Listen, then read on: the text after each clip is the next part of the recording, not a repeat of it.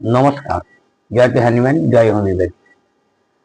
আজ আমি আমাদের হোমিওপ্যাথিতে একটি গুরুত্বপূর্ণ ঔষধ, সেই ঔষধটি হলো ন্যাট্টামিউ, যেটা আমাদের কাছে কমন সল্ট বা সাধারণ লবণ নামে পরিচিত।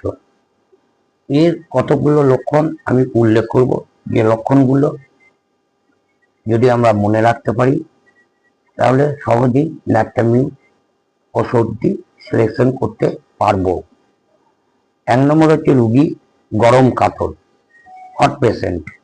রুগী রৌদ্র একদম সহ্য করতে পারে না, বেলা 10টা থেকে 11টার মধ্যে বৃদ্ধি, প্রচুর ঘাম হয়, ঘাম দিলে অনেক কষ্ট কমে যায়, সান্ত্বনা দিলে কষ্ট বৃদ্ধি পায়, তাই রুগী কিন্তু সান্ত্বনা পছন্দ করে না।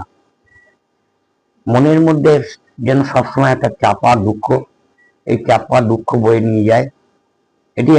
এটি অ্যানিমিয়ার একটি মহা ঔষধ। অর্থাৎ ন্যাট্টামিউ রোগীর মধ্যে একটা রক্তপরতা লক্ষণ আমরা দেখতে পাই। খাওয়া দাওয়া সঠিকভাবে করলেও শরীর যেন দিনকে দিন শুকিয়ে যায়, শরীর আদৌ ছাড়ে না, জিভে চুল আছে এরকম একটা অনুভূতি, অনিয়ন্ত্রিত মন বারবার প্রেমে পড়ে, ঠিক যেন অবুঝ প্রকৃতি, অপ্রিয় বিষয় নিয়ে ভাবতে ভালোবাসে।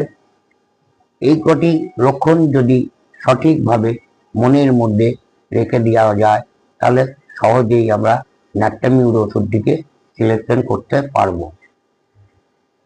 এছাড়া ন্যাট্টামিউরে আরো অনেক অনেক লক্ষণ আছে, যে লক্ষণগুলো পরবর্তী পর্যায়ে কোনো এক সময় আলোচনা করব। তবে আজ এই পর্যন্ত।